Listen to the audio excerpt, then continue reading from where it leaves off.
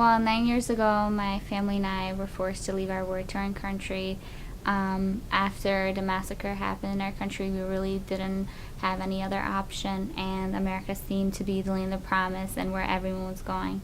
So we kind of took that route as well and ended up in Hartford, Connecticut.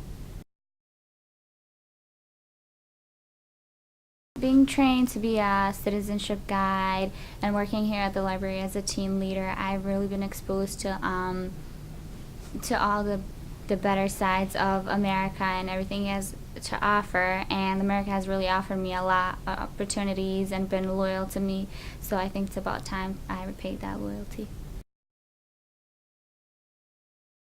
I think to be an American, you have to want to be here in America wholeheartedly and give it your all each and every day. As they ask you when you become a citizen, should you give up loyalty to any other countries, and the answer is yes. That doesn't necessarily mean you have to forget where you came from and forget your background, but it just means you're here presently for whatever America needs from you and asks from you.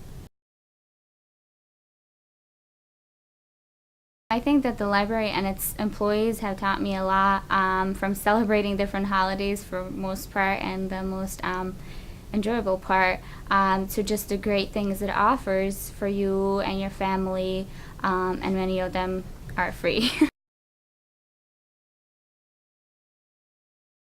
They have prepared me for my interview, and they've also guided me through the steps of becoming a citizen, what it means after you become a citizen. They've trained me to train others in my community to become citizens. In my community, I know at the Islamic mosque we had on Franklin Avenue, we had classes. One of the other citizenship guides and we had about five people who wanted to become citizens, so their English skills were as up to par as they should have been. So we've offered lessons there where we go over the questions that were going to be asked and improve their reading and writing skills as well as their civic knowledge. So some people are just not ready to take that leap forward yet, because not everyone feels that they're ready to be an American. They're still clinging on and holding on to their history and where they come from.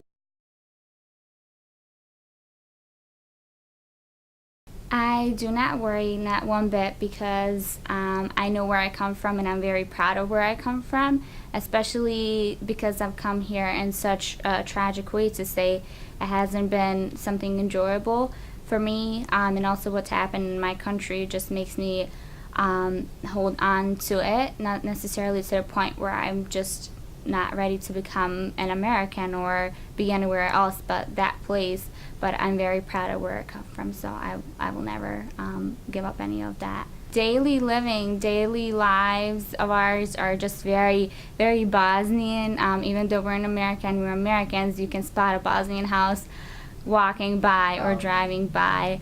They're very colorful.